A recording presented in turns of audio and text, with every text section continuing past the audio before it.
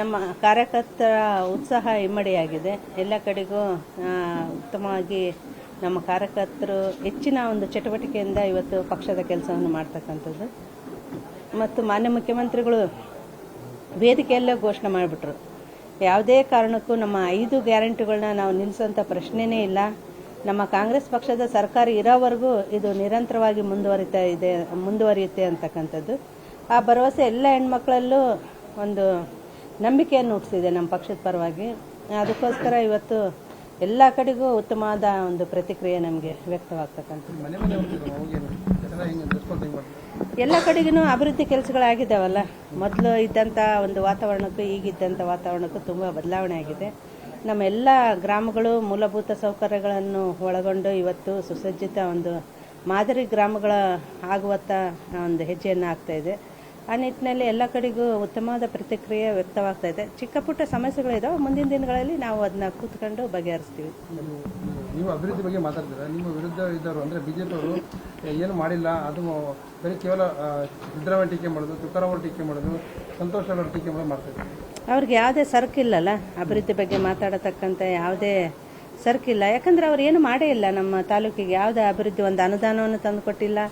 ಅವರು ಏನು BJP ಸರ್ಕಾರ ಇದ್ದಾಗ ಅವರ ಪಕ್ಷದವರೇ ಇಲ್ಲಿ ಸಂಸದರಾಗಿದ್ದರು. ಯಾರಾದರೂ ನಮ್ಮ ಒಂದು ತಾಲೂಕಿಗೆ ಏನಾದರೂ ಒಂದು ಮೈಲಿಗಲ್ಲಾಗಂಥ ಒಂದು ಯೋಜನೆಯನ್ನು ಇವತ್ತಿನವರೆಗೂ ತಂದುಕೊಟ್ಟಿಲ್ಲ.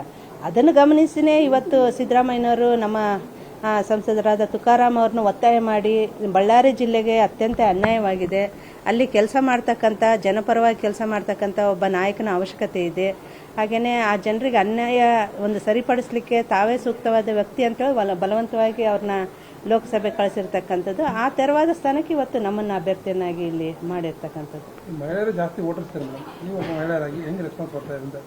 ಅಲ್ಲ, ಮಹಿಳೆಯರು ನಾನು ಹೇಳಿದ್ನಲ್ಲ, ಈಗ ನಮ್ಮ ಗ್ಯಾರಂಟಿ ಯೋಜನೆಗಳಿಂದ ಎಲ್ಲರ ಜೀವನನೂ ಇವತ್ತು ಅತ್ಯಂತ ನೆಮ್ಮದಿ ಮತ್ತು ಸುಭದ್ರತೆಯಿಂದ ಸಾಗ್ತಾ ಇದೆ.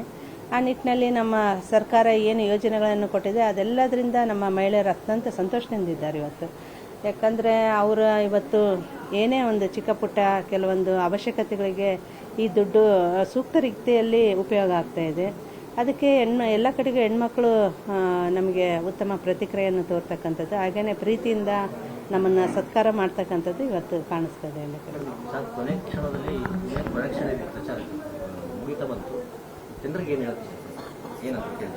ಇಷ್ಟು ದಿನ ಎಲ್ಲ ನಮ್ಮ ಸಂಡೂರಿನ ಮಹಾಜನತೆ ನಮ್ಮ ಇಬ್ಬರು ನಾಯಕರು ಮಾಡಿದಂಥ ಅಭಿವೃದ್ಧಿ ಕೆಲಸಕ್ಕೆ ತಾವೆಲ್ಲ ಬೆಂಬಲಿಸಿದ್ದೀರಿ, ಬೆನ್ನು ತಟ್ಟಿ ಪ್ರೋತ್ಸಾಹಿಸಿದ್ದೀರಿ. ಹಾಗೆಯೇ ಇಬ್ಬರನ್ನ ರಾಜ್ಯ ಮಟ್ಟದ ನಾಯಕರನ್ನಾಗಿ ರೂಪುಗೊಳಿಸುವಲ್ಲಿ ನಮ್ಮ ಇಡೀ ಸಂಡೂರು ತಾಲೂಕಿನ ಜನರ ಒಂದು ಪಾತ್ರ ಇದೆ.